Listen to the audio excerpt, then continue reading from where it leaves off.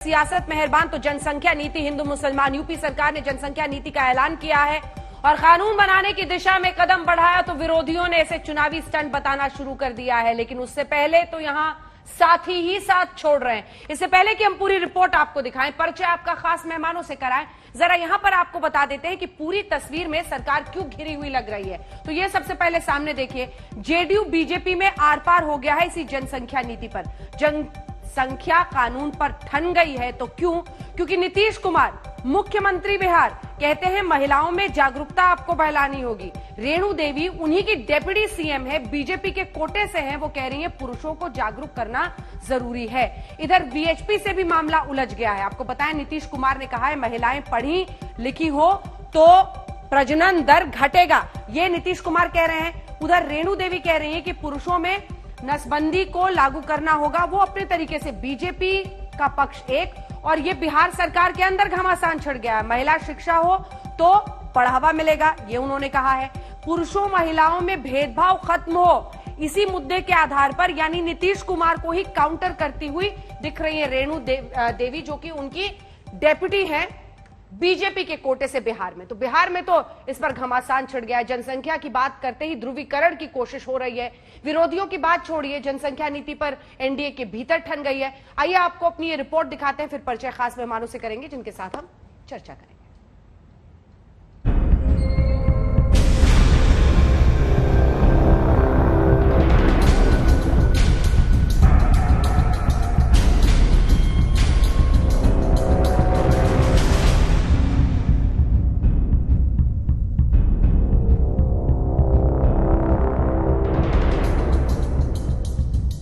चुनावों से कुछ महीने पहले आबादी कंट्रोल कानून को लेकर यूपी से लेकर बिहार तक सियासत सुलग गई है। योगी सरकार के नए जनसंख्या नीति पर चौतरफा सियासी हमले हो रहे हैं। विपक्ष तो विपक्ष, खुद एनडीए के सहयोगी जेडीयू ने सवाल उठा दिए हैं, यानी आबादी कंट्रोल पर सियासत आउट ऑफ कंट्रोल है। पहली टक्कर देखिए सहयोगियों की। इतना तो बीजेपी समझ गई होगी कि बढ़े चुनावी तापमान में जनसंख्या नीति की सियासी राह आसान नहीं। प्रदेश सरकार ने जो निर्णय लिया है वह प्रदेश के हित में लिया है और देश भी इस रास्ते पे चले जिससे जनसंख्या नियंत्रण की दृष्टि से कुछ करके दिखाया जा सके। जनसंख्या नियंत्रण के लिए अगर आप सिर्फ कानून बना करके कोई उसका उपाय करेंगे, ये सभी ठीक से संभव नहीं है।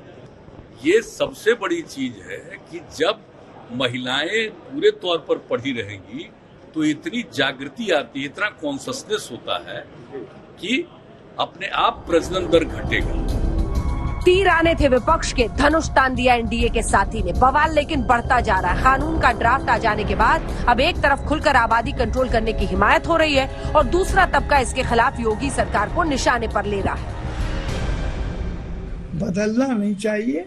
अब इस पर तो अल्लाह के ऊपर छोड़ो, जो जिसका पैदा होगा वो उसका अपना रिस्क, अपनी जो की किस्मत साथ लेके आता है। ये देश के विकास का मुद्दा है, ये धर्म और राजनीति का मुद्दा नहीं है। जनसंख्या का दबाव, जब हम 4 लेन की सड़कें पास होती है, जब वो बनता है 4 साल 6 साल लग जाता है, 8 लेन की आबादी उस पर चढ़ जाती है। सबसे पहले आपको बताते हैं कि नई जनसंख्या नीति में क्या प्रावधान है जिन पर बवाल हो रहा है। नई नीति आने के बाद हम दो हमारे दो की नीति के खिलाफ जाने वालों को सरकारी स्कीम का फायदा नहीं मिलेगा। राशन कार्ड भी सिर्फ 4 लोगों के ही नाम पर मिलेगा। 2 से ज्यादा बच्चे वालों को स्थानीय चुनाव लड़ने की इजाजत नहीं होगी। 2 से ज्यादा बच्चे हो तो सरकारी नौकरी भी नहीं मिलेगी। वहीं जिनके 2 बच्चे होंगे उन्हें कई फायदे मिलेंगे। नई नीति का पालन करने वालों को 2 अतिरिक्त वेतन वृद्धि का लाभ मिलेगा। सस्ते दाम पर घर और जमीन खरीद सकते हैं। जो भी व्यक्ति जनसंख्या नीति का पालन करेगा उसको तमाम प्रकार की प्रोत्साहन दिए जाएंगे। अगर कोई सरकारी नौकरी में है तो उसको अतिरिक्त वेतन वृद्धि दी जाएगी। उसके पेंशन प्लान में सरकार का जो कंट्रीब्यूशन है वो 3% बढ़ेगा। इसके अलावा प्राधिकरण के मकान हैं, प्लॉट हैं, उनके आवंटन में वरीयता दी जाएगी। बच्चों की शिक्षा, चिकित्सा, ये सब निःशुल्क होगा। अब आपको पक्ष और विपक्ष की दलीलें बताते हैं। विपक्षी पार्टियां कई मुद्दों पर योगी सरकार को घेर रही हैं। ये कानून चुनावी वक्त में आखिर क्यों लाया गया, ये सवाल पूछ रही है। बीजेपी ध्रुवीकरण करना चाहती है, आरोप लगा रही है। कानून से नहीं, बात जागरूकता से बनेगी, ये समझा रही है। ये सब जानते हैं कि जो भी राज्य मानव सूचकांक में, ह्यूमन डेवलपमेंट इंडेक्स में ज्यादा है, बेहतर कर रहे हैं, उनके यहाँ फर्टिलिटी रेट वैसे ही डिक्लाइनिंग ट्रेंड है।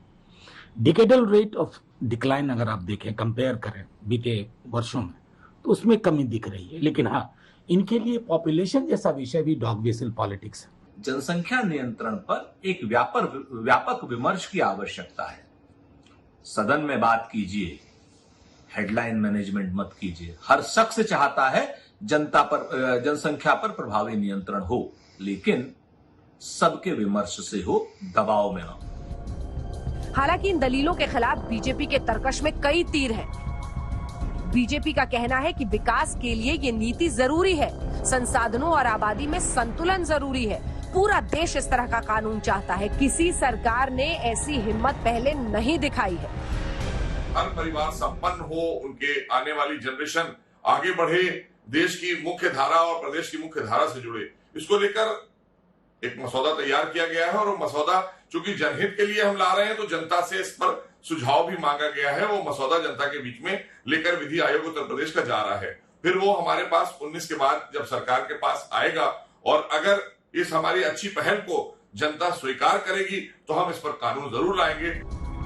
योगी सरकार विकास की दलील दे रही है, लेकिन अभी से मुद्दे के धार्मिक एतराज सामने आने लगे हैं। दलील दी जा रही है कि वर्ग विशेष को टारगेट करना ही मकसद है। वहीं अयोध्या के महंत राजू दास इसे पूरे देश के लिए जरूरी बता रहे हैं। योगी सरकार जनसंख्या नियंत्रण कानून जो लाने जा रही है, ये सरासर गलत है और ये मुसलमानों को टारगेट किया जा रहा है। उत्तर प्रदेश की बढ़ती हुई जनसंख्या जिस प्रकार से विस्फोटक रूप ले रहा है, इसको कंट्रोल करने की सरकार ने जो रूपरेखा तैयार किया है, यह स्वागत योग्य है। सरकार की मुश्किलें यहीं खत्म नहीं हो रही। विश्व हिंदू परिषद के कार्यकारी अध्यक्ष आलोक कुमार ने 2 बच्चों की नीति का स्वागत तो किया है, लेकिन एक पेच के साथ। एक ही बच्चे के माता पिता को ज्यादा सुविधाएं देने वाली नीति को वो उचित नहीं मानते।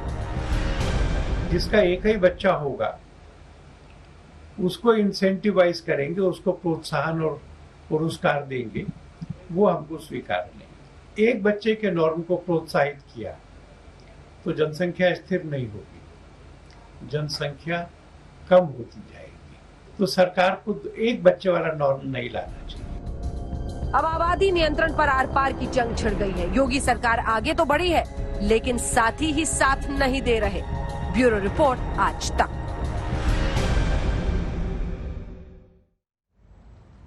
तो इससे पहले की चर्चा की शुरुआत करें, जल्दी से आपको बता देते हैं जो बड़ी बड़ी बातें हैं जिसको लेकर अब ये बहस छिड़ गई है पूरे देश में। नलिन कोहली साहब आज भारतीय जनता पार्टी की तरफ से पक्ष संभालेंगे। अनुराग भदौरिया होंगे समाजवादी पार्टी की तरफ से। प्रवक्ता एआईएमआईएम के वारिस पठान साहब और अजय आलोक जी आज बड़े इंपॉर्टेंट पोजीशन पर बैठे हैं। क्यों अजय आलोक जी साथ साथ हैं? मोदी जी की बहुत प्रशंसा करते हैं। आज योगी जी की बुराई आप कर पाते हैं या नहीं? पूरा देश सुनेगा आपको ध्यान से, क्योंकि आप इसके खिलाफ खड़े दिखाई दे रहे हैं। लेकिन इससे पहले कि हम चर्चा की शुरुआत करें, जरा मोटी मोटी जो बातें हैं जल्दी से आपको ड्राफ्ट के बारे में बता देते हैं, कैसे आम आदमी की जिंदगी को ये प्रभावित कर सकता है। तो उसमें हम आपको बता दें कि जो इस 2 बच्चे वाले, हम 2 हमारे 2 वाली पॉलिसी को नहीं मानेंगे, उनके लिए क्या है ड्राफ्ट बिल में? कानून से विकास, ये बीजेपी का पक्ष है कि इससे विकास बेहतर होगा, इससे बेहतरी आएगी। मायावती कह रही है चुनाव के वक्त आखिर इसे क्यों लाया जा रहा है? ये बीएसपी का सीधे विरोध है, यानी वो इसमें देख रही हैं ध्रुवीकरण की कोशिश। इधर योगी आदित्यनाथ कह रहे हैं कानून वक्त की जरूरत है, बीजेपी ध्रुवीकरण चाहती है, ये मायावती कह रही हैं। योगी का कहना है संसाधन और जो आबादी है उसमें संतुलन होगा, इससे सरकार की नीति और नियत पर शक है। ये मायावती का, अखिलेश यादव का पक्ष है। ये हम आपको दिखा रहे हैं पूरी तस्वीर जो अभी तक आ रही है। कानून के जरिए आबादी नियंत्रण संभव है, कानून नहीं जागरूकता जरूरी है। ये न सिर्फ मायावती कह रही है, ये आपको नीतीश कुमार भी कह रहे हैं। इससे पहले कि हम आगे की आपको दिखाएं कि क्या कुछ इसमें है, किसको फायदा होगा नुकसान होगा, दिखाते रहिए। इस बीच हम आपको बता दें, नलिन कोहली जी वीएचपी की तो खैर बाद में बात करेंगे, पहले आप ये बताइए कि जो मायावती कह रही हैं कि ध्रुवीकरण की कोशिश है ये आपकी सरकार की, चुनावों के पहले आप ला रहे हैं, जागरूकता नहीं लाना चाह रहे हैं, वो तो नीतीश कुमार भी आपको सिखा रहे हैं जो कि आपकी साथी हैं, वो भी साथ नहीं दे रहे हैं। अंजना जी, मुझे समझ नहीं आ रहा इस पे विवाद क्यों है। ये तो एक चर्चा है, अभी कोई कानून तो आया नहीं, किसी वर्ग विशेष के खिलाफ तो है नहीं। इसमें कोई भी व्यक्ति, ऐसी चर्चा बन रही है, वो हिंदू भी हो सकता है, मुसलमान भी, बौद्ध, ईसाई, क्रिश्चियन, किसी भी धर्म का हो सकता है। संसाधनों को लेके आपने खुद कहा, जो पक्ष है सरकार का, कि संसाधन कम घटते जा रहे हैं, आबादी बढ़ रही है, तो चिंता तो हमारे अपने ही लोगों के लिए हो रही है ना, कि उन तक अच्छे संसाधन पहुंचे, उनकी जिंदगी और बेहतर हो। और ये पहली बार ऐसे कानून जो है राज्यों में नहीं है। ये ऐसा थोड़ी ना कि यूपी में पहली बार हो रहा है, राजस्थान में 94 से है, 2001 से है, मध्य प्रदेश में, महाराष्ट्र में है। ऐसे इंसेंटिव्स, डिसइंसेंटिव्स जिसको कहते हैं, कई बार आए। और असम में भी ये बात हो रही है। ऐसा जो अभी आपने नीतीश जी की बात की, आप डॉक्टर हेमंत बिस्वा शर्मा जी के भी बयानों को देखें कि हम चर्चा कर रहे हैं, हम ऐसे कानून लाना चाहते हैं, सबके साथ काम करेंगे। योगी जी की सरकार भी तो वहां उत्तर प्रदेश में यही कह रही है। तो जो लोग राजनीति करना चाहते हैं वो इसका एक रूप से ऐसा कह रहे धर्म विशेष या किसी एक वर्ग के खिलाफ है। भाजपा की कोई ऐसी नीति नहीं है, क्योंकि ये किसी भी एक वर्ग विशेष के लिए बन ही नहीं रहा है कानून। अभी तो कानून भी नहीं बना है, चर्चा है। लोगों को कहा जा रहा है कि आप प्लीज अपने सुझाव दीजिए। अब 19 तक सुझाव मांगे गए, उसके बाद सरकार वहां तय करेगी। कोहली साहब, चर्चा भी आपको चुनाव के पहले चाहिए होते हैं, क्यों? 5.5 साल मामला ठीक था। अच्छा, 5.5 साल तो खैर हुए नहीं, 4.5 साल, आप कोई बात नहीं। अंजना जी, हर समय कभी भी कोई अच्छा कार्य कोई करना चाहे, वहां के राज्य की चिंता करे, उसमें कोई दिक्कत थोड़ी ना है। कोई दिक्कत नहीं। इस बात को लेके पार्लियामेंट में कई प्राइवेट बिल्स आए, तो इसका यह मतलब नहीं। आप देखिए, कई राकेश सिन्हा जी का मुझे याद है एक प्राइवेट बिल आया था। हाँ। तो ये अलग अलग समय पे आता है। लोग इसका राजनीतिकरण कर रहे हैं, हम नहीं कर रहे हैं। ठीक है, आपकी गंभीरता नहीं दिखती है। एक प्राइवेट बिल पहले भी आया, इसीलिए, और 4.5 साल तक आप एक सेकंड अब ये देखिए, अब अनुराग जी एकदम उतावले हो रहे हैं। आज जरा इन साथियों को भीड़ लेने दीजिए ना। अनुराग जी, अजय आलोक जी भी कुछ बोलेंगे, उस पर रोशनी डालेंगे। चलिए ठीक है, अनुराग भदौरिया बोलिए, क्या बोलना है? सवाल ये है कि नियंत्रण एक गंभीर मुद्दा है, सब कुछ चुनावी बोल के आप तो फिर सीज में पूरे देश को फ्रीज कर दीजिए आप 1 साल पहले से राज्य को। देखिए मैं आपकी बात से बिल्कुल सहमत हूँ कि जनसंख्या एक बड़ा मुद्दा है, और राजस्थान में मध्य प्रदेश से पहले से है, ऐसा नहीं है कि कोई नई चीज होने जा रही है। लेकिन भारतीय जनता पार्टी से मैं ये पूछना चाहता हूँ कि हर वक्त कोई कुछ कहे ना कहे, ये जरूर बोलते हैं विशेष वर्ग। किसी ने कहा बोला विशेष वर्ग? अभी तो किसी ने कुछ बोला नहीं विशेष वर्ग। इसके मतलब 2017 में जो आपने घोषणा पत्र किया था कि हम आएंगे तो हम किसानों की इनकम दोगुनी कर देंगे, हम आएंगे 70 लाख लोगों को रोजगार दे देंगे, हम आएंगे तो यहाँ महिला सुरक्षा होगी, सड़कों के गड्ढे खत्म हो जाएंगे, बच्चों को लैपटॉप दे देंगे, यहाँ पे भ्रष्टाचार खत्म हो जाएगा। तो वो कहाँ चला गया महिला सुरक्षा वगैरह? उस पर तो आप बात ही नहीं कर रहे, उसके तो आप नाम ही नहीं ले रहे हो कि 70 लाख रोजगार कहाँ चला गया, किसान की इनकम दोगुनी कहाँ चली गई। वो आप 2017 के घोषणा पत्र का बताओ ना कि आपने 4.5 साल का हिसाब दीजिए, आपने क्या क्या किया जो आपको हिसाब देना चाहिए था, वो आप नहीं दे रहे हो। अब आप क्या कह रहे हो? हम ये करेंगे, हम वो करेंगे, हम फलाना।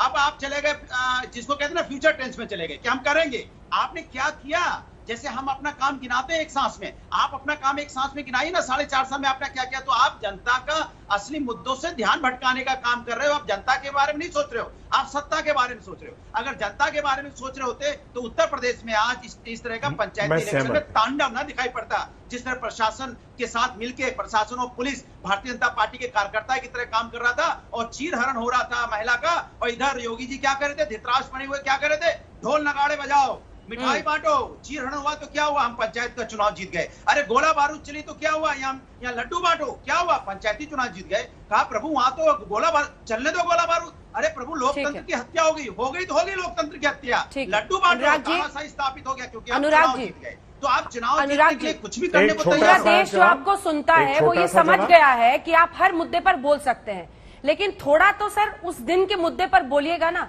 जरा हम भी जाने कि पॉपुलेशन कंट्रोल पर समाजवादी पार्टी की क्या नीति है, फिर चर्चा आगे लिए चलेंगे। आपकी गंभीरता इस पर है सर, वही वाली पंचायत चुनाव की हिंसा, मतलब आपको भी बस अपने हार की टीस हर जवाब में सामने दिख जाती है।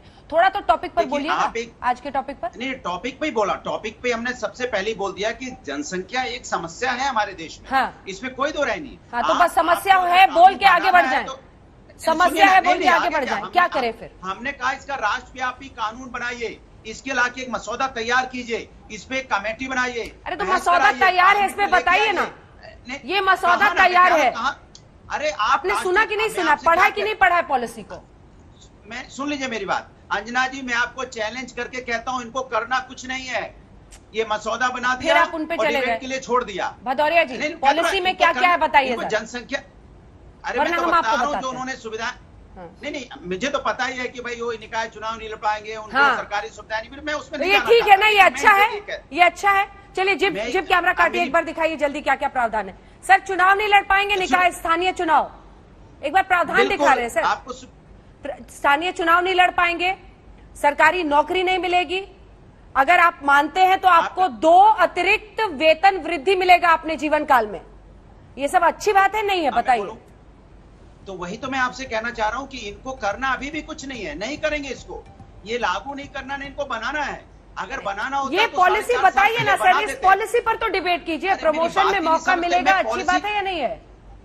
अरे मैं आपकी बात से मैंने क्या बोला, जनसंख्या एक समस्या है, इसका समाधान होना चाहिए, किससे कोई नहीं इस बातों से कोई नकार नहीं रहा है, लेकिन 4.5 साल तक पहले आपने क्यों नहीं किया? क्यों आप चुनाव का इंतजार कर रहे थे? 6 महीना बचेगा तब हम इसको लेके आएंगे, उसके बाद 6 महीने के अंदर आप इसको कानून बना नहीं पाओगे कि 2-3 महीने तक आप इसका बहस करवाओगे, उसके बाद आचार संहिता लग जाएगी, फिर चुनाव में लेके जाओगे, देखो हम तो लेके आए थे लेकिन हो नहीं पाया, फिर उसके नहीं फिर कुछ दिन तक चुनाव में इसको गाओगे। इसके मतलब आपके करने की नियत नहीं है, आप नहीं करना चाहते, करना चाहते तो आपकी जब आप आए थे चुन के 2017 में आपने कर दिया होता। यही मैं आपसे अंजना जी बताना चाहता हूँ, इनकी नियत सही नहीं है। ठीक है और मजेदार बात, जवाब लेंगे इनके साथ नहीं अंजना जी, नहीं अच्छा सिर्फ 2 सेकंड दीजिए। इनके साथी इन पे उंगली उठा रहे हैं, हमने तो कहा कि चलिए भाई आप बनाना चाहते तो बनाइए, इनके साथी इन पे उंगली उठा रहे हैं, विश्व हिंदू परिषद इन पे उंगली उठा रहा है, इनके जेडीयू इन पे उंगली उठा रहे हैं, पहले अपना घर नहीं संभाल पा रहे हैं। हम कह रहे थे कि भारतीय जनता पार्टी की नियत सही नहीं है, इनकी नियत में खोट है, वही अब इनके एक छोटा जवाब दूं मैं, कोहली साहब एक साथ जवाब दीजिएगा, अभी तो 2-3 लोग बोलेंगे, मैं फौरन आपसे जवाब लूंगी। क्यों अजय आलोक जी? अब योगी जी देखिए ऐसा कानून ले आए, नीतीश जी तो कह रहे हैं इसकी जरूरत नहीं है, जागरूकता फैलाइए।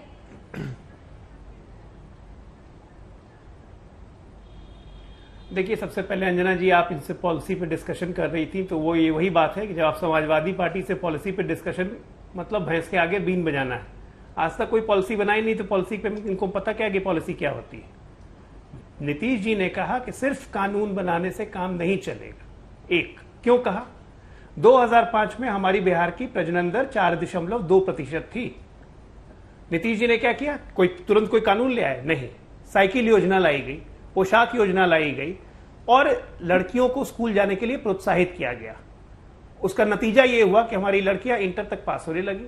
उसका नतीजा 2010 में हमने देखा कि हमारा प्रजनन दर घट के 4.2 से 3.9% हो गया। फिर हमने क्या किया? 2010 में हमने शहरी निकाय चुनाव में रोक लगाई कि 2 से ज्यादा शहरी निकाय चुनाव नहीं लड़ पाएंगे, सिर्फ शहरी निकाय। आज 10 साल के बाद उसका नतीजा है कि बिहार का प्रजनन दर 2.7% है, 2.7%। ये होता है जागरूकता फैलाना अपने काम के द्वारा, सोशल एम्पावरमेंट, इकोनॉमिक एम्पावरमेंट करके लोगों में एक चेतना फैलाना।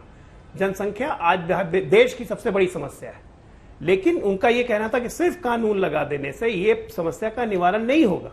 इसमें न बीजेपी से कोई मतभेद की बात है, न बीजेपी को जेडीयू से कोई मतभेद की बात है। हम लोग दोनों मिलकर सरकार चला रहे हैं। 2005 से हर निर्णय में बीजेपी भी साथ थी। अगर इस हमारे निर्णय से, गवर्नेंस के निर्णय से अगर बिहार का फायदा हुआ तो बीजेपी को भी उसका श्रेय उतना ही है, क्योंकि स्वास्थ्य मंत्रालय हमेशा से बीजेपी के पास था। डॉक्टर साहब दवा लिख रहे हैं लेकिन आप बता नहीं रहे, पहले डायग्नोसिस तो कर दीजिए। जी जी कहिए, डायग्नोसिस तो कीजिए परेशानी की। एक तरफ नीतीश जी कहते हैं कि सबको जागरूक करना होगा महिलाओं को, रेणु जी उनकी डेप्यूटी कहती हैं कि आप पहले पुरुषों को जागरूक कीजिए। मतलब समन्वय की दिक्कत है क्या? तो डायग्नोसिस तो पता चले सर। देखिए अगर वो कह रहे हैं कि कानून की जरूरत नहीं, क्या गलत है इसमें आप बताइए? अगर ये डिसइंसेंटिवाइज करना और इंसेंटिवाइज करना, सुनिए मेरा सवाल तो सुनिए पूरा, इसमें क्या प्रॉब्लम है? आपको कहीं तो कुछ कदम उठाना होगा। जागरूकता का इंतजार तो ये 7 दशक से मुल्क कर रहा है, और जनसंख्या आज इस देश में सबसे बड़ी परेशानी एक लाइफ टिकिंग बॉम्ब की तरह है। तो उसको आप जागरूकता कितने, आप कोई टाइमलाइन सेट तो आप कर नहीं पाते हैं, उसका कुछ ना कुछ तो आपको कानूनन सोचना होगा। जिन पॉलिसी पर मैं उनसे बात करी थी, मुझे एक एक बिंदु पर बताइए कि ये होना चाहिए, ये नहीं होना चाहिए। तो फिर अंजना जी आपका ये सवाल बिल्कुल आपने बिल्कुल सही कहा। यहाँ पे राज्य दर राज्य ये काम कर रहे हैं। कोई नेशनल पॉलिसी ये नहीं आई है, पार्लियामेंट में ये बिल नहीं आ रहा है या पार्लियामेंट में ये बिल पास नहीं हो रहा है कि देश भर में एक जनसंख्या नियंत्रण पॉलिसी बनाई जाए। ये अभी उत्तर प्रदेश कर रहा है, इसके पहले अन्य राज्यों ने अलग अलग माध्यम से किए हैं। तो आपका ये सवाल तो एक नेशनल पॉलिसी की तरफ इंडिकेट करता है जिसकी कोई चर्चा ही नहीं। आज इसी बहाने उत्तर प्रदेश के बहाने देश भर में एक चर्चा, एक विमर्श तो शुरू हो गया। जो अभी नलिन जी कह रहे थे कि एक चर्चा हो रही है, अभी तक कानून भी नहीं आया, तो चर्चा करने में क्या दिक्कत है? नलिन जी को आप सीधा बोल दीजिए ना कि सर कानून मत लाइए, जागरूकता लाइए। तो सब राज्य अपने हिसाब कैसे कर रहे हैं? आप ही उनको सिखा दीजिए ना कि कानून मत लाइए, जागरूकता। अरे भैया ये बात ही नहीं है। हर राज्य अपने हिसाब से कर रहा है। बिहार में जिस तरह से हमने प्रगति की है 4.1% से लेके 2.7% तक आने में पिछले 15 वर्षों में, हमें लगता है जागरूकता हमारा काम कर रहा है और बिहार एक हमेशा से रोल मॉडल रहा है। ठीक है, बारिश पठान लोग हमको फॉलो करते हैं अंजना जी, हम किसी को फॉलो नहीं करते। साइकिल योजना फॉलो की गई, योजना फॉलो की। ठीक है, बारिश पठान जी बोले, फिर मैं आ रही हूँ आपके पास, फौरन जवाब दूंगी। बारिश पठान साहब, कानून बनने चाहिए। योगी जी अच्छा कानून, अच्छी नीति लेकर लाए हैं जनसंख्या पर, अच्छी जनसंख्या नीति है। अंजना जी, बीजेपी ने अपने चुनाव की तैयारी शुरू कर दी है यूपी में, क्योंकि यूपी में 4.5 साल में योगी जी तो टोटली फेल हो चुके हैं। लोग उनसे तरह तरह के सवाल कर रहे हैं कि पेट्रोल बढ़ रहा है, डीजल का भाव बढ़ रहा है, गैस का भाव बढ़ रहा है, वो कब स्टेबलाइज होगा, उनके पास जवाब नहीं है। लोग सवाल कर रहे हैं कि गंगा में जो तैरती हुई लाशें थी, जिनको दफन नहीं मिला, कफन नहीं मिला, पूरी तरह से जिनको ये लास्ट राइट्स नहीं मिले, जनसंख्या में भी तो इजाफा हो रहा है। वो क्यों नहीं दिखता राजनीतिक पार्टियों को? ये सब क्यों हो रहा है? तो अंजना, जनसंख्या में इजाफा पर बात करने में क्या दिक्कत है मिस्टर बढ़ गए हैं, रोजगार देने वाले थे, नहीं 2 करोड़ लोग, मैं बताता हूं, 2 करोड़ लोगों को रोजगार देने वाले थे, रोजगार मिला नहीं, बेरोजगारी बढ़ गई। जवान युवा जो है शादी करने के लिए डरता है कि शादी करूंगा, बच्चा पैदा करेंगे, खुद के खाने के वांदे, दूसरे को क्या खाना खिलाएंगे। तो सारी सवालों के जवाब से पल्ला झाड़ दिया, पूरे देश का, यूपी की जनता का माइंड भटका दिया। ये नया पॉपुलेशन कंट्रोल बिल लेकर आ गए। बिल लाने की जरूरत क्या थी? आंकड़े क्या बताते हैं Anjana ji? Total fertility rate of UP का क्या है? 2001 में 4.7 था, 2011 में 3.4 हुआ, 2018 में 2.7 हुआ। तो जो TFR है तो डिक्लाइन हो रहा है, 4.7 से 2.7 आ गया 2018 में, और अकॉर्डिंग टू एस्टीमेट जो है वो इट विल रीच 2.1 बाय 2025। मतलब कि 2.1 पे आ जाएगा ये रेट। तो ये लाने की जरूरत क्या थी इनको? मगर नहीं, देश के सवालों को जवाब तो है नहीं, किसी भी तरह ध्यान भटकाओ तो ये लेकर आ गए। जबकि फैमिली वेलफेयर एसोसिएशन का सुप्रीम कोर्ट में जब केस चल रहा था, यूनियन गवर्नमेंट इंडिया की, उसने एफिडेविट फाइल किया था, उसमें कहा था कि हम पॉपुलेशन कंट्रोल के ऊपर इस तरह के कानून नहीं ला सकते। एवरी इंडिविजुअल कपल को अलाउड है कि किस तरह वो बच्चा पैदा करे, क्या करे। देखिए लाइए, मुझे कोई एतराज नहीं है, क्योंकि इनके महाराजों ने कहा है 10-10 बच्चे पैदा करो, बिना, और RSS का भी रहा है। अभी तो इनके जो NDA के अलाए थे नीतीश कुमार जी, अभी वही आलोक भाई बता रहे थे कि नहीं, उनकी बात आप समझे नहीं। हम समझे उनकी बात, वो खुद योगी जी की इस बात से सहमत नहीं है, कोई भी सहमत नहीं। तो इसलिए सही बात है कि चुनाव तक के मुद्दे को लोग घसीटेंगे, बिल पे चर्चा करेंगे, बाद में बोल देंगे हम बुलाना चाहते थे। क्योंकि आज भी मिस्टर पठान, कौन से महाराज ने बोला? अरे इन्हीं के साक्षी महाराज ने कहा था जाओ 10-10 बच्चे पैदा करो। वो आपकी टीवी के ऊपर डिबेट हुआ था अंजना जी, आप शायद शफीकुर रहमान भदौरिया साहब के जो सांसद हैं, जिस पर उनको सांप सूंघ जाता है, वो भी कह रहे हैं कि अल्लाह पर छोड़ देना चाहिए। नहीं भाई उन पे नहीं जा रहा हूं मैं, तो आंकड़े दिखा रहा हूं। अब इन आंकड़े की वजह दिखा रहा है, सीधी बात है कि पॉपुलेशन कंट्रोल जो अपने देश में है वो बराबर से चल रहा है। लाइए पॉलिसी। मगर इसी वक्त क्यों 4.5 साल से सो रहे थे? क्या पॉपुलेशन जब बढ़ता हुआ नहीं दिख रहा था? अचानक चुनाव के पहले इस तरह के मुद्दे क्यों? क्योंकि कोई और एजेंडा बचा नहीं है। लोग गालियां। कोहली साहब, आपके पास आते हुए, शुरुआत करते हुए, देखिए कुछ ऐसे मुद्दे हैं जो भारतीय जनता पार्टी पर आरोप लगता है हमेशा कि चुनावों के इर्द गिर्द आप उसको भुनाते हैं। धर्मांतरण, लव जिहाद, जनसंख्या, कुछ आर पार का करना नहीं है, बस सोन चिरैया फंसी रहे और उसको आप अपनी तरफ से जब जब मन करे हल्का हल्का उसको ध्रुवीकरण के लिए इस्तेमाल करते रहे। जवाब दीजिए, 4.5 साल क्यों सो रहे थे फिर? अंजना जी, ये हमारे विरुद्ध जो खड़े विपक्षी दल हैं उन पर उतना ही लागू है कि 4.5 साल में जो कार्य हुए हैं उनकी बात तो करते नहीं है। हम तो अपना रिपोर्ट कार्ड लेकर जाएंगे ही। स्वाभाविक है कि वहां अगर उत्तर प्रदेश की बात करें तो योगी जी की सरकार ने क्या वादे किए थे, क्या काम हुए थे, ये जनता के सामने जाएंगे। पर हमारे, आप देखिए ना, विपक्षी दल इनके बारे में तो चर्चा नहीं करना चाहते। वो तो कहते हैं कि भाजपा सिर्फ ध्रुवीकरण करती है, 4.5 साल से कुछ तो हो रहा है वहां पे। वहां ऐसा थोड़ी ना है कि सरकार जो है बैठी हुई थी। तो वो रिपोर्ट कार्ड अपनी जगह है, लेकिन जो जनसंख्या नीति है इससे भाग क्यों रहे हैं ये लोग? इस जनसंख्या नीति पे बोलना क्यों नहीं चाहते? आप भदौरिया जी से पूछ रहे थे तो भदौरिया जी हर चीज पर बोल रहे थे, जनसंख्या पे उनकी पार्टी का स्टैंड क्या है उस पे तो बोल नहीं रहे थे। हम भी चाहते हैं कि देश राज्य के अंदर में कंट्रोल होना चाहिए पॉपुलेशन। जनसंख्या को लेकर हमारे को चिंता है, हमारे को संसाधनों की चिंता है। अब आप आ जाइए ओवैसी साहब की पार्टी, उनकी तो पार्टी की राजनीति ही ध्रुवीकरण है, इसीलिए वो हम पर ये आरोप लगाते हैं क्योंकि वो चाहते हैं ये डिबेट ही उस पर चले जाए। फिर बताइए महाराष्ट्र में है या नहीं है? महाराष्ट्र के ये एमएलए हैं, वहां पर कानून है, महाराष्ट्र के अंदर कानून है जो कहता है कि आप नहीं खड़े हो सकते चुनाव के लिए। इसीलिए ये चाहते हैं आज के 1 मिनट साहब भदौरिया जी, मैं फौरन लूंगी आपसे जवाब प्लीज। भदौरिया जी मैंने बड़े शांति से आपकी बात सुनी, एक बार मिनट होगा, आप जरूर बोलिए ना भाई साहब, लेकिन ऐसा है एक एक करके बात करें। तो मुझे बताइए वहां महाराष्ट्र में भी तो कानून है ऐसा कि वहां रोक लगती है, एक स्तर तक सिविल सर्विस में लगती है, वहां पर है, वहां के एमएलए हैं अपने एआईएम के स्पोक्स पर्सन जो हमारे हैं वारिस पठान साहब। तो बताइए मुद्दे पे कोई बात नहीं करना चाहता, हर व्यक्ति असली मुद्दे से बात है क्योंकि भाजपा जो है वही चीज सोचती है जो देश हित में या प्रदेश हित में है। अब ये लोग ये कहना चाहते हैं कि हमारे और जेडीयू के बीच में अंतर है, हमारी साझी सरकार है। आलोक जी ने बड़े स्पष्ट रूप से इस बात को रखी, हर राज्य का अधिकार है संवैधानिक हर राज्य। और ये शफीकुर रहमान के बयान की जवाबदेही किसकी होगी? उचित कदम क्या उठाना चाहिए, यहाँ कानून की बात हो रही है। साइंटिफिक सोच की जरूरत है। आपके सांसद जब जो मन आता है बोल के चल रहे थे, आप कहते हैं ये उनकी निजी सोच है, ये क्या बात हो गई? सांसद है आपकी पार्टी के, ये अल्लाह पे छोड़ देना चाहिए। जनसंख्या की वजह से जिस तरह की विस्फोटक स्थिति देश में बन रही है। देखिए अंजना जी, मैंने हाथ जोड़ के पूछा कोहली जी से कि आप बड़े गर्व से बोल रहे थे 4.5 साल हमने काम किया। मैंने हाथ जोड़ के बोला कि भैया आप गिनाई दो, आज जनता सुनी ले कि आपने 4.5 साल में क्या काम किया, तो इन्होंने नहीं गिनाया। एक आतंकवाद हमारे देश में बहुत तेजी से पनपा है 2014 के बाद, उसको बोलते हैं झूठ और जुमले का आतंकवाद, जो भारतीय जनता पार्टी फैलाती है। इतनी गहराई तक फैलाती है आतंकवाद को कि झूठ और जुमले को भी सच में साबित करने के लिए आप पॉपुलेशन पर बताइए क्या होना चाहिए। उसी पे आराम आपका ब्लूप्रिंट क्या है? बोलूंगा अंजना जी मैंने आपको पहले ही बोला था 4.5 साल तक ये चद्दर ओढ़ के सो रहे थे, इन्होंने कोई काम नहीं किया। अगर ये चाहते तो वो बिल पहले भी ले आते, उसमें मसौदा भी बनाते, उसपे हमारी डिबेट भी होती है और बिल भी बनता, लेकिन उनको बनाना नहीं है कि अभी 3 महीने तक तो मैंने आपको बोला 3 महीने तक तो आप इधर उधर करेंगे, उसके बाद आचार। अरे अभी आप भी तो चुनाव में जाएंगे भदौरिया जी, अभी आप भी तो चुनाव में जाएंगे ना, वहां पर कौन सी बात चलेगी? शफीकुर रहमान आपके सांसद की जो कह रहे हैं अल्लाह पर छोड़ दीजिए, या आपके पास कोई ब्लूप्रिंट है, कोई पॉलिसी की का ब्लूप्रिंट है दिमाग में? अरे अंजना जी, मैं एज ए प्रवक्ता बोल रहा हूँ, सुन तो लीजिए। ये महंगाई पे, डीजल पेट्रोल पे बात करना नहीं चाहते, इसलिए इधर उधर कर रहे हैं। बेरोजगार यहाँ आत्महत्या कर रहा है, इसलिए इधर उधर की बातें ध्यान भटकाने के लिए कर रहे हैं। किसान धरने पे बैठा है, 700 किसानों की मौतें हो गई, उससे ध्यान भटकाने के लिए कर रहे हैं। कोविड काल में लोगों मैं 3 बड़े स्पष्ट बातें कह देता हूँ, मैं 3 बड़े स्पष्ट बातें कह देता हूँ भदौरिया जी।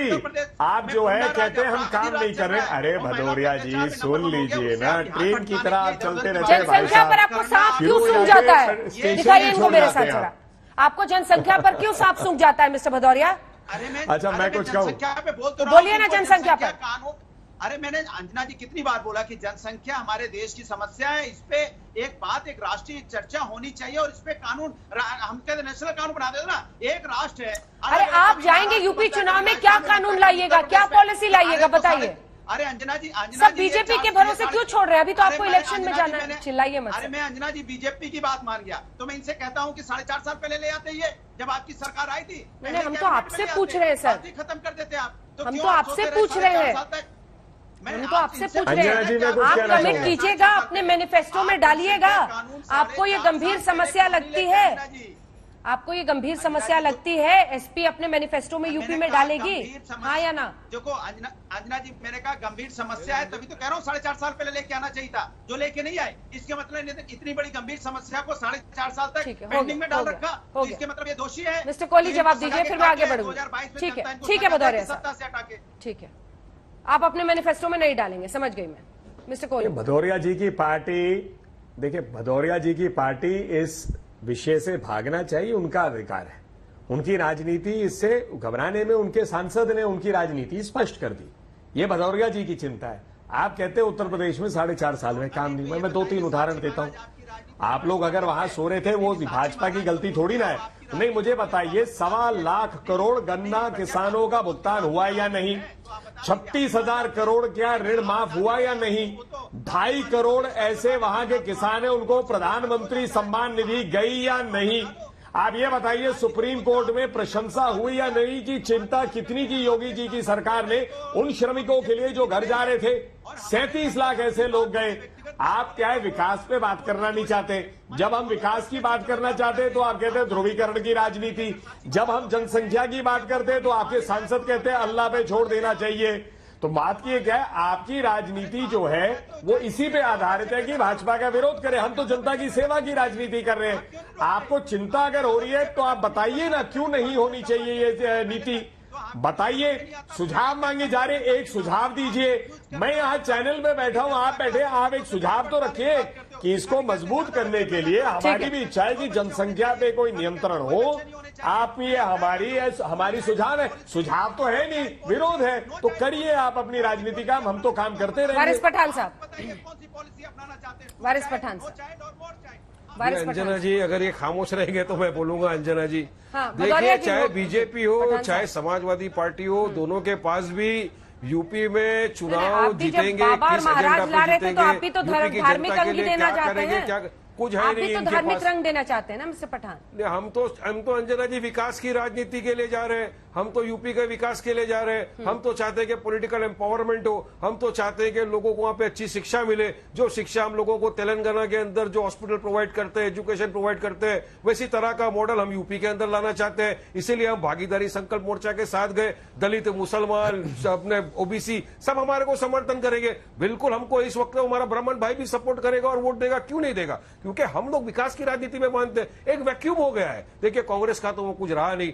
समाजवादी पार्टी के साथ मुसलमान दलित जाएगा नहीं, उनको मिला कुछ नहीं। आज वो ओवैसी साहब की तरफ एक विकल्प के तौर से देख रहे हैं कि वाकई में असद ओवैसी साहब एक ऐसे वाहिद शख्स है जो संविधान के दायरे में रहकर अपनी बात करते हैं और रियली में अगर यूथ को कोई आगे लेके जा सकता है, जिसके पास एक आगे का फ्यूचर प्लान है, बात हो रही है जनसंख्या नियंत्रण की पार्टी एमआईएम, ये लोग हंसेंगे, हंसिए भी, पूरा जनता हंसेगी इस बात पर आपके ऊपर चुनाव के वक्त। वारिस पठान साहब दोनों आगे चुनाव पे नहीं, अरे कौन किसके साथ जाएगा? एनडीए अलायंस में थे, जनसंख्या नियंत्रण से कोई मतलब नहीं है। बिल्कुल ना बोल दिया इनको जनसंख्या नियंत्रण से कोई मतलब नहीं है। जैसे मैंने कहा कि हम तो अलायंस की बात कीजिएगा, जनसंख्या नियंत्रण से समाजवादी पार्टी से तो वो भैंस के आगे को जाना हुआ है, उसको हमारे देश को बचाना है साहब। देश इस सबसे राष्ट्रीय समस्या है, उनको क्या तो आपके पास क्या नीति है बताइए? चुनाव कैसे जीतता है? आपके पास इसी तरह बात करते रहेंगे, बोलेगा पॉपुलेशन कंट्रोल बिल लाइए, नीतीश कुमार जी बोलेंगे नहीं पॉपुलेशन से बेहतर है एजुकेशन बनाइए। तो ये सिर्फ